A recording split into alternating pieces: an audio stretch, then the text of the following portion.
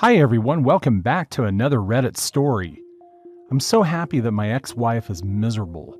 3 years ago, me, 48 male, found out that my wife, 46 female, was having an affair. She met a guy at work and came home one day telling me she was in love with him, no longer loved me, and wanted a divorce. This was a guy she'd known for only 3 months at the time. She and I had been together since we were in our 20s, and we had 3 kids, 28 male, 26 male, and 23 female. Well, I tried to fight for my marriage and didn't want a divorce, but she simply would not stop seeing this guy. After one weekend where she disappeared from Friday afternoon to Sunday night, I ended up throwing her out of the house. She immediately moved in with this guy. The only excuse she ever gave me was, "I never wanted to hurt you, but there's something about this guy, and I deserve to be happy." That was it. That was the depth of her reasoning for throwing everything that we built together away.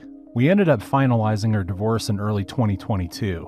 Although I had a very hard feelings towards her, I faked it enough to get pretty favorable divorce terms from her. It seemed she was so eager to be with her dream man that she didn't have time for a long divorce. So in the end, I got to keep my pension and the house, which I had bought for my grandmother. I did have to give her half of my 401k, however. The effect on our kids was pretty devastating. All 3 of them took it very hard. My oldest son told her that if she chose this man, he'd never have a relationship with her again. As of right now, neither of our sons has a relationship with their mother. Our daughter does talk to her from time to time, but their relationship is very strained to say the least. My daughter is a very kind person and she tries, but she usually ends her conversations with her mother even more upset than when they started. About 4 months after the divorce, my ex contacted me out of the blue. She told me that she had made a terrible mistake and asked if she could come home. Her dream man turned out to be an alcoholic who she says is verbally abusive and wasted all of her money.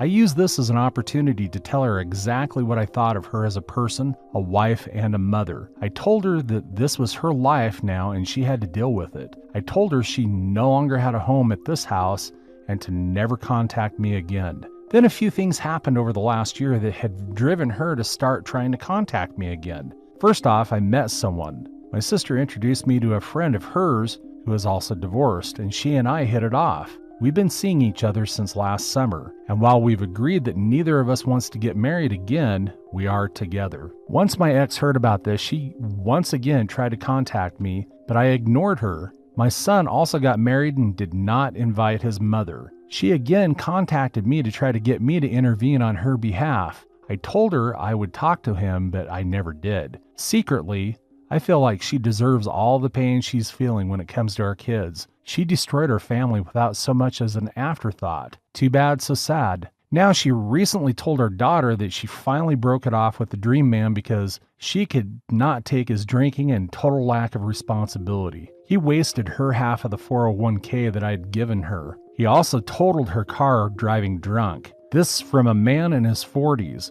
Again, she knew this guy for 3 months and torpedoed our whole family for him. On the face of it, I act like I feel sorry for her, but on the inside, I really delight in the fact that she is so unhappy. Call me evil or whatever, I don't care. She brought this on herself and it serves her right. I actually had to sit there one Saturday night while she got ready for a date with this guy and laughed on the phone with her friend about how awkward our living situation was. I lived in hell for over a year because of her. Wait until she finds out her son and his wife are going to have a baby later this year. Maybe if she had been able to keep her legs closed, she'd get to meet her grandchild. Enjoy your shitty 1-bedroom apartment and your broken down used car. Me and my new partner will think of you when we're on vacation in Hawaii this summer. Hawaii was the trip my ex and I always planned to take once our daughter finished college. Maybe I'll send her pictures. Now for the top of advices.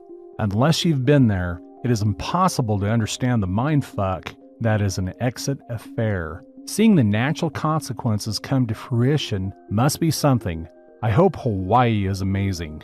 And yes, it's a total mindfuck to literally have the person you've been with since you were 20 come home from work one day and tell you they've fallen in love with someone that they've only known for a few months. And they want a divorce. I'm sorry that this happened to you too. Heck, dude, I'm right there with you. Granted, my marriage lasted less than yours, and our kids are much younger, but I'm with you.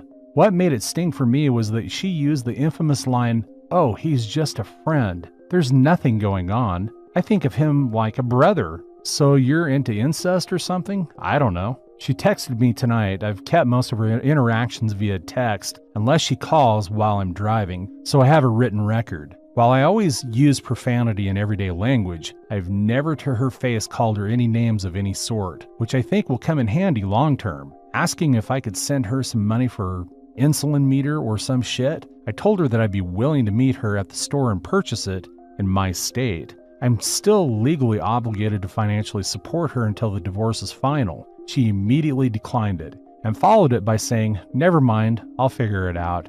And then, don't worry, I won't be asking for anything from you anymore." Yeah, you dumb shit, you kind of gave up the privilege of me taking care of you when you walked out. I've done nothing but take care of you for the last 10 years, and now you're gonna say I'm abusive? Sucks when I no longer buy your bullshit, doesn't it? To be honest, I'm waiting for about 5 years down the road when she signs over custody because she can't take care of our kids on her weeks. Not what I want to happen, but I've only ignored my gut a few times and it's bit me every time I did, and my gut is telling me to prepare. Rather cathartic to read that I'm not the only one who's been blindsided by their ex. Thank you for relating your experiences. It helps to know I'm not alone and that I'm really not the bad guy. I'm not innocent, but I'm not the villain. Story 2. Am I the a-hole for snapping at my aunt who said I wasn't a real doctor? I, a 35 female, am a plastic surgeon. I went through years of medical school and had residency, but it was worth it. I originally started med school with the hopes of going into psychiatry, but surgery really interested me. The problem started years ago when I first told my family that I was going into plastic surgery because it was what interests me the most. My parents, siblings, and brother-in-law were all supportive, and whenever I felt like giving up, they were always there to push me. But a lot of my other family members weren't as supportive. My aunts always made snide comments about it, as well as my cousins, uncles, and grandparents on both sides. They were all happy when they knew I was in med school, but completely flipped when they found out I was pursuing plastic surgery. It annoyed me at first, but I learned just to move on from it. But recently, my cousin, 40 female on my dad's side, who's the daughter of the aunt who keeps making comments about my job, done a PLC on nursing and childcare, which didn't bother me. I couldn't care less what she does.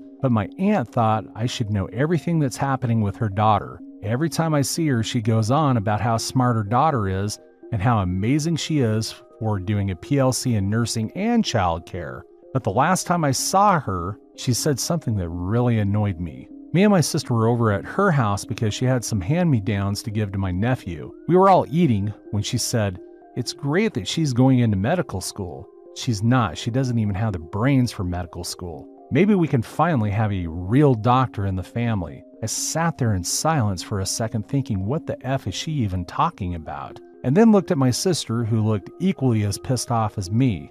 I snapped back and said, her changing kids' soiled pants does not make her a doctor, and her knowing how to clean a cut doesn't either. She's not in medical school. She's too dumb for that. She wouldn't even last a week before dropping out. My aunt looked really pissed off and yelled at me for being rude, and then she told me I wasn't much of a doctor either. I yelled back at her that I went through years of med school and residency, and that I'm a licensed doctor and surgeon, and that she doesn't know what she's talking about. My aunt started crying and left the room, so me and my sister just left. A few hours later, I got a text from my cousin calling me a bitch for what I said and attacking her mom. I got more texts from other family members, and it somehow traveled to my mom's side of the family as well. Majority of them are telling me to apologize for yelling at my aunt, but my immediate family, mom, dad, brother, sister, in-laws, girlfriend, are telling me not to. Now I'm going to be shunned by both sides of the family,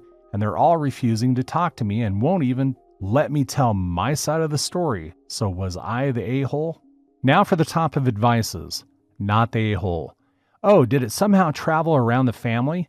You can tell them I said to piss off, and that the plastic surgeon who fixed my 5-year-old sister's face when a dog ate it is so now that within a year, nobody could tell it even happened, changing her life for the better. In fact, madam, a real doctor. And so is the plastic surgeon who put my friend's chest back together after her double mask, giving her back confidence and her mental health. So there. We're taking those new tatas to Hawaii this year and bringing a happy, emotionally healthy friend with them. Oh, I'm so angry on your behalf. A guy in my high school went through a windshield and absolutely destroyed his face. Plastic surgery got him looking almost back to normal. I went through medical school and practiced for years. My specialty was tropical medicine, but I ended up doing just about a little bit of everything as I worked in undeserved and unserved communities in Africa. I don't practice anymore because I moved back to Canada and switched careers. That's not the point though. I'm sure her family would consider me a real doctor. Plastic surgeons are